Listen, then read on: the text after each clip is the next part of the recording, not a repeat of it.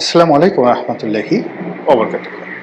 সম্মানিত দর্শক, বিএনপির ভারপ্রাপ্ত চেয়ারম্যান জনাব তারেক রহমান সাহেব বাংলাদেশে এসেছেন ডিসেম্বর মাসের 25 তারিখে। তার এই আগমন নিয়ে নানা রকম সন্দেহ ছিল, বিতর্ক ছিল, পক্ষ এবং বিপক্ষের নানা রকম কথাবার্তা ছিল। যারা বলেছিলেন যে তারেক রহমান সাহেব আসবেন না বা আসতে পারবেন না, শেষ দিন পর্যন্ত যারা অটল ছিলেন 25 তারিখ সকালবেলা পর্যন্ত, এবং অনেক আশঙ্কা করেছিলেন যে তিনি হয়তো আসতে যদি পারেনও এয়ারপোর্ট থেকে বের হতে পারবেন না। এই যে যারা হতাশাবাদী যে গ্রুপটি ছিল, তাদের মুখে রীতিমতো চুনকালি দিয়ে তিনি এয়ারপোর্ট থেকে বের হয়েছেন এবং দেশের মাটিতে পা রেখে খালি পায়ে তিনি মাতৃভূমির মাটিকে সম্মান জানিয়েছেন, আবেগপ্রবণ হওয়ার চেষ্টা করেছেন এবং সেখান থেকে তিনি নেতাকর্মীদের মাঝে চলে এসেছেন 300 ফিটের সংবর্ধনা স্থলে। এবং দিনটি কোনো রকম নেতিবাচক কোনো বিষয় ছাড়া চমৎকারভাবে শেষ হয়েছে। আর এতে করে বিএনপি যারা সমালোচক, তাদের রীতিমতো ঘুম হারাম হয়ে গেছে। যারা প্রতিদ্বন্দ্বী, বিএনপির প্রতিদ্বন্দ্বী, তাদের মন খারাপ হয়ে গেছে। আর তারেকবিহীন বাংলাদেশে যারা নানাভাবে ছড়ি ঘুরাতেন ক্ষমতার, তারা এখন নতুন করে ভাবছেন যে ছড়িটা বের করবেন কি করবেন না, করা ঠিক হবে কি হবে না, ইত্যাদি নানা কথাবার্তা। এই গেল এক।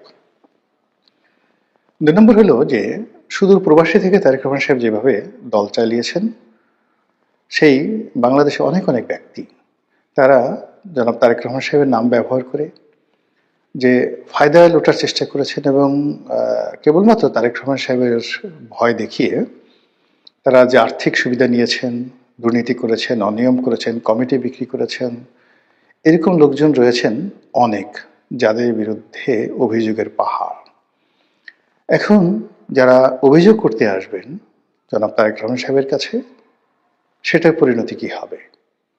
আবার যাদের বিরুদ্ধে অভিযোগ করা হবে তাদের ব্যাপারে তারেক রহমান সাহেব কি ভূমিকা নেন, এটার উপর কিন্তু ওনার ভবিষ্যৎ নির্ভর করবে। উনি যখন লন্ডনে ছিলেন, অনেক বিষয় তিনি জানতেন বা অনেকে তার কাছে অভিযোগ করতেন, কেউ টেলিফোনে করতেন, কেউ হয়তো ওনার সাথে গিয়ে দেখা করে করতেন। উনি তার সুদূর প্রবাসে থাকার কারণ দেখিয়ে অনেক বিষয় তিনি এড়িয়ে যেতে পারতেন। কিন্তু যেহেতু এখন সরাসরি তিনি বাংলাদেশে আছেন, কাজেই এখন তার দলের যে কোনো দুর্বলতা, যে কোনো অক্ষমতা, যে কোনো অনিয়ম, এটি তিনি দায় এড়াতে পারবেন না। তাকে এই দায় নিতে হবেই। কাজে এগুলোর উপরে তার অনেক কিছু নির্ভর করবে। আর তাকে এই সময়টিতে সবচেয়ে বেশি তাকে যে রক্ষা করতে পারবে, সেটা হলো প্রবল রাজনৈতিক প্রতিদ্বন্দ্বিতা। তিনি যদি রাজনৈতিকভাবে প্রতিদ্বন্দ্বিতার মুখোমুখি না হন, তার নেতাকর্মীরা যদি অবাধে বাংলাদেশে দাপট দেখাতে পারে, আপনি নিশ্চিতভাবে ধরে নিতে পারেন যে তাদের পরিণতি ছাত্রলীগ, যুবলীগ কিংবা আওয়ামী লীগের চাইতে 1000 গুণ খারাপ হয়ে যাবে, কোনো সন্দেহ নেই। এই জন্য হয় কি, যখন কোনো একটা সমাজে প্রতিযোগিতা না থাকে, আমাদের প্রকৃতিটাই কিন্তু আল্লাহ রাব্বুল আলামিন তৈরি করেছেন তাপ চাপ দিয়ে। অর্থাৎ আপনার চারিদিক থেকে বাতাসের চাপ থাকবে, মাটিতে আপনার একটা টান থাকবে, মাধ্যাকর্ষণ শক্তি থাকবে, মহাকর্ষণ শক্তি থাকবে, আকাশ থেকে টানতে থাকবে, এবং আপনার শরীরটিকে আপনি ব্যালেন্সে রাখতে পারবেন। কিন্তু এই ব্যালেন্সটা যেখানে থাকে না, বাতাস থাকে না, আলো থাকে না, সেখানে মানুষ হাওয়ায় উড়তে থাকে চাঁদের দেশের মতন করে। এই জন্য আসলে শক্ত প্রতিদ্বন্দ্বী থাকা যে কোনো একজন মানুষের সফলতার জন্য সবচেয়ে ভালো। রাজনীতিতে সবসময় আপনি পৃথিবীর যত বিখ্যাত লোক দেখেন, সব লোকেরই রাজনৈতিকভাবে প্রবল প্রতিপক্ষ ছিল এবং এর জন্যই তারা ভালো করেছেন। শহীদ প্রেসিডেন্ট জিয়াউর রহমান জমানাতে তিনি যখন ক্ষমতায় এলেন, তখন প্রথম তার জন্য যে সমস্যা দেখা দিল সেটা হলো জাসদের বাড়াবাড়ি। অর্থাৎ 7ই নভেম্বরে যে বিপ্লবটি জাসদ করেছিল, তার জন্য তারা মনে করত যে জাসদই হলো এই আন্দোলনের master mind. Doctor Mohammad Yunus যে সমস্যায় পড়েছেন এনসিপির দ্বারা, বা যে সমস্যায় তিনি পড়েছেন সেই সমন্বয়কদের দ্বারা, ঠিক একই সমস্যায় জিয়াউর রহমান সাহেব পড়েছেন জাসদের দ্বারা। তো জাসদের সেই হাত থেকে বাঁচার জন্য তাকে নিষ্ঠুর হতে হয়েছে। দ্বিতীয় তার যে সমস্যা সেটা হলো তার জমানাতে হঠাৎ করে দক্ষিণপন্থী গ্রুপ শক্তিশালী হয়ে পড়ে। জামাত শক্তিশালী হয়, মুসলিম লীগ শক্তিশালী হয় এবং জামাত এবং মুসলিম লীগের মদত পুষ্ট পাকিস্তান ফেরত সামরিক এবং বেসামরিক কর্মকর্তারা জিয়াউর রহমানের জন্য রীতিমতো আজরাইলের ভূমিকায় অবতীর্ণ হয়। এবং জিয়াউর রহমান সাহেব যেহেতু মুক্তিযোদ্ধা ছিলেন, আর অন্যদিকে যেহেতু মুক্তিযুদ্ধের যারা সপক্ষ শক্তি তাদের আউস্ট হয়ে গিয়েছিল, অর্থাৎ আওয়ামী লীগ সেই সময়টাতে ছিল, ফলে ওই শূন্যটাতে যেভাবে মুসলিম লীগ জামাত দখল করেছিল ঠিক একই অবস্থা কিন্তু এখন বাংলাদেশে দক্ষিণপন্থীদের আওয়ামী লীগের অবর্তমানে তাদের যে শক্তিমত্তা, এটা জিয়াউর রহমানের জামানাতে যতটা বেশি ছিল তার সাথে অনেক অনেক বেশি জনাব তারেক রহমান সাহেবের জন্য চাপ তৈরি করবে। জিয়াউর রহমান সাহেবের জামানাতে যারা ছিলেন মুসলিম লীগের, জামাতে ইসলামী, তারা অনেক প্রাজ্ঞ ছিলেন, অভিজ্ঞ ছিলেন এবং এখনকার মতো ইন্টারনেট ছিল না। এবং তখন টিনের ছেলে কাওয়া বা 1 2 3 এই ধরনের স্লোগান হবে, এটা কল্পনাই করা যেত না। কোনো একজন সম্মানিত লোককে নিয়ে এ ধরনের কথাবার্তা বলবে, এটা কেউ মানে আউট অফ দেয়ার ইমাজিনেশন। কিন্তু এখন কি হলো, এখন এমন একটা বেয়াদব জেনারেশন আমাদের সামনে চলে এসেছে, এরা সব কিছু করতে পারে, যে কোনো মানুষকে নিয়ে যে কোনো কথা বলতে পারে, যে কোনো অপরাধ করতে পারে এবং তাদের কোনো রকম অনুশোচনা বোধ নেই, লাজ নেই, লজ্জা নেই, অপমান বোধ নেই, কিচ্ছু নেই। একটা নতুন জেনারেশনের মধ্যে চলে আসছে। ফলে তারেক রহমান সাহেবকে এই জেনারেশন মোকাবেলা করে এবং এই জেনারেশনের যারা দক্ষিণপন্থী গ্রুপ আছেন তারা আরও ডেঞ্জারাস। এই জিনিসগুলো যদি তাকে মোকাবেলা করতে হয় আগামী দিনগুলোতে, তাহলে তার দলের অস্তিত্ব থাকবে না। জিয়াউর রহমান সাহেব যখন দেখলেন যে তিনি জামাতের সঙ্গে পেরে উঠছেন না, তখন জামাতের রাজনীতিটাকে তিনি কৌশলে ডিফিকাল্ট করে দিলেন, যাকে বলা হয় জটিল করে দিলেন। এবং এজন্য জামাতের একটা বিরাট, যারা জামাতের মধ্যে একসময় মুসলিম লীগ করতেন বা রাজাকার ছিলেন, আলবদর ছিলেন, তাদের মধ্যে অনেককে তিনি মাঠে নামিয়ে দিলেন। অনেক ইন্টেলেকচুয়াল রয়েছেন, ইসলামপন্থী স্মার্ট লোক ছিলেন। বিশেষ করে ওই জমানাতে ইনকিলাবের যিনি প্রতিষ্ঠাতা ছিলেন মাওলানা মান্নান, অসাধারণ মেধাবী। বাংলাদেশে মানে এইরকম ইসলামপন্থীদের মধ্যে এইরকম মেধাবী, এরকম স্মার্ট লোক আপনারা যারা মাওলানা মান্নানকে দেখেননি তারা কল্পনাই করতে পারবেন না। এ যুগের মামুনুল হক, এ যুগের ডক্টর শফিক বা এ যুগে যে সকল জুনায়েদ হাবিবি যারা আছেন, মানে যদি আপনি মাওলানা মান্নানকে, মাওলানা মহিউদ্দিন খানকে, তারপরে হাফিজি হুজুর সাহেবকে, ওয়াইদুল হক, খতিব ওয়াইদুল হক, এদেরকে আপনি 1000 নম্বর দেন, তাহলে বর্তমান জমানাতে যারা আছেন তাদেরকে আপনি 1 নম্বর দিতে ইচ্ছা করবে না। আমি তাদের সঙ্গে চলেছি, আমি জানি এটা।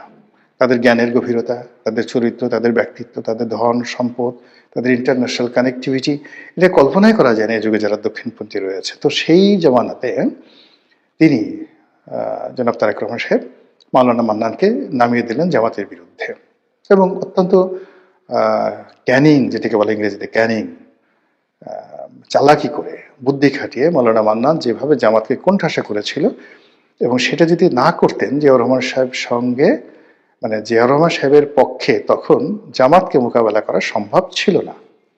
কিন্তু এত কিছুর পরেও কিন্তু জিয়াউর রহমান সাহেব দেখলেন যে না, হচ্ছে না, তিনি পারছেন না। একদিকে জাসদ, অন্যদিকে সর্বহারা পার্টি, অন্যদিকে যাকে বলা হয় এই দক্ষিণপন্থী অসংখ্য গ্রুপ, তারপরে মুসলিম লীগ, তার নিজের দল, মানে অন্তত 100টি ধড়িবাজ গ্রুপ তৈরি হয়ে গেল। এর মধ্যে সেনাবাহিনীতে একটার পর একটা বিদ্রোহ, এবং সেনাবাহিনীর সেই বিদ্রোহের সঙ্গে সঙ্গে পার্বত্য অঞ্চলে সমস্যা দেখা দিল। তো এই অবস্থাতে তিনি মনে করলেন যে এখন শক্ত রাজনৈতিক প্রতিপক্ষ ছাড়া সম্ভব নয়। ফলে তিনি নিজে কিন্তু আওয়ামী লীগকে রিভাইভ করেছিলেন। এটা আওয়ামী লীগের জন্য নয়, তার নিজের জন্য। তারপর তিনি আওয়ামী লীগকে রিভাইভ করার পর দেখলেন যে আওয়ামী লীগ সেই দ্বন্দ্ব করে, সংঘাত করে, গ্রুপিং করে, 3 থেকে 4টা গ্রুপ হয়ে গেল, মিজান গ্রুপ হয়ে গেল। তারপরে শেষে যাকে বলা হয়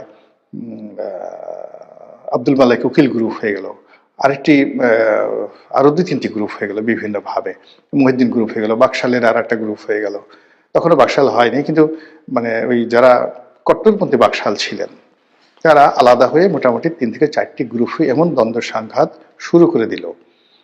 তো সেদিকে আব্দুর রাজ্জাক, ডক্টর কামাল হোসেন, বরিশালের মহিউদ্দিন সাহেব, যার নাম ছিল চাকু মহিউদ্দিন, তুফাইল সাহেব, আমু সাহেব, সুরঞ্জিত সেনগুপ্ত থেকে শুরু করে আওয়ামী লীগের যে সকল নেতৃবৃন্দ, জোহরা তাজউদ্দিন, সাজেদা চৌধুরী, আরো অনেকে, মানে কোনো অবস্থাতেই আব্দুল মালিক উকিল, মানে টাঙ্গাইলের আব্দুল মান্নান, মানে এক একজনে ছিলেন রীতিমতো মহিরু। এর মধ্যে লতিফ সিদ্দিকী, কাদের সিদ্দিকী তখন দেশের বাইরে, যারা লতিফ সিদ্দিকী দেশের বাইরে, অন্যান্য যারা ছিলেন, মানে গ্রুপিং এর যন্ত্রণায় মানে মানুষের জীবন অতিষ্ঠ হয়ে গেল। জিয়া রহমান চিন্তা করলো যে না, এটা সম্ভব নয়।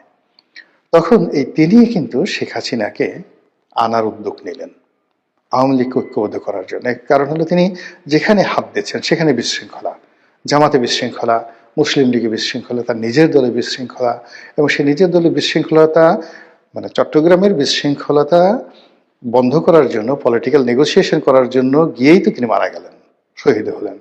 তো ওই অবস্থাতে তিনি শেখ হাসিনাকে ফেরত এনেছিলেন যেন তার একটা শক্ত প্রতিপক্ষ থাকে। কিন্তু শেখ হাসিনা আসার অল্প কিছুদিন পরেই তিনি কিন্তু নিহত হন। ফলে তিনি রাজনীতির যে সুবাতাস, রাজনীতির যে সুখ, সেটা কিন্তু পাননি। একজন মিলিটারি ডিক্টেটর হিসেবে, একজন অ্যাডমিনিস্ট্রেটর হিসেবে তিনি যে তার শুভকর্ম, সেই শুভকর্ম নিয়ে তিনি বেঁচে আছেন। তো ওই অবস্থাতে যদি তার মৃত্যু হতো, তাহলে তার পরিণতিটা কি হতো বলা যায় না। যেহেতু একটা দুর্ঘটনার মাধ্যমে, একটা সেনা বিদ্রোহের মাধ্যমে, একটা অভ্যুত্থানের মাধ্যমে তার নির্মম হত্যাকাণ্ড হয়েছে, ফলে তিনি যে পাবলিক সেন্টিমেন্ট পেয়েছিলেন, এই কারণে জিয়াউর রহমান এখন সকল মানুষের সম্মান এবং মর্যাদার প্রতীক হয়ে আছেন। কিন্তু তার পলিটিক্যাল যে থিওলজি, ধর্মতত্ত্ব, তার যে পলিটিক্যাল, তিনি যে মানে যে একটা লিগেসি তৈরি করার চেষ্টা করেছিলেন, সেই জিনিসটি বিএনপির যারা লোকজন আছে তাদেরকে বুঝতে হবে যে কেন তিনি আব্দুল হামিদ চৌধুরী, কেন তিনি আবুল মনসুর আহমদ, কেন তিনি ফেরদৌস আহমেদ কুরেশির মতো মানুষকে এতটা মর্যাদা দিতেন, এতটা মর্যাদা দিতেন। এইগুলো একটা গ্রুপ। আর একটা গ্রুপ ছিল সেই আতাউর রহমান সাহেব, মশিউর রহমান যাদু মিয়া, শাহ আজিজুর রহমান, এদের মতো লোককে নিয়ে তারা আর একটা গ্রুপ ছিল। আর পার্লামেন্টটাকে জমিয়ে রাখার জন্য কাজী জাফর আহমেদ, মধুদ আহমেদ, ওবায়দুর রহমান, কে এম ওবায়দুর রহমান, তাদেরকে দিয়ে তিনি আর একটা গ্রুপ। কিন্তু কোনো অবস্থাতে আওয়ামী লীগ ছাড়া কিন্তু তার এই যে বাংলাদেশের সবচেয়ে মেধাবী লোকগুলোকে তিনি নেওয়ার পরেও কিন্তু তিনি স্বস্তি পান নাই। ব্যালেন্স করার জন্য তাকে কিন্তু আওয়ামী লীগটাকে রিভাইভ করার পরে আবার আওয়ামী লীগকে রিভাইভ শুধু করে না, ঐক্যবদ্ধ করার জন্য শেখ হাসিনাকে আনয়ন করতে হয়েছিল। বোঝার চেষ্টা করুন ওই সময়টাতে যে অবস্থা ছিল, অর্থাৎ 1975 সনের 7ই নভেম্বর থেকে আপনি জিয়াউর রহমান সাহেবের যে মৃত্যুর দিন পর্যন্ত, 81 সন পর্যন্ত বাংলাদেশের অবস্থা কিন্তু টারমাইল ছিল। উনি খুব শক্ত হাতে সবকিছু দমন করেছেন। কিন্তু ওই সময়টাতে যারা ছিলেন তারা বুঝতে পারবেন যে পলিটিক্যাল অবস্থা কোন পর্যায়ে ছিল।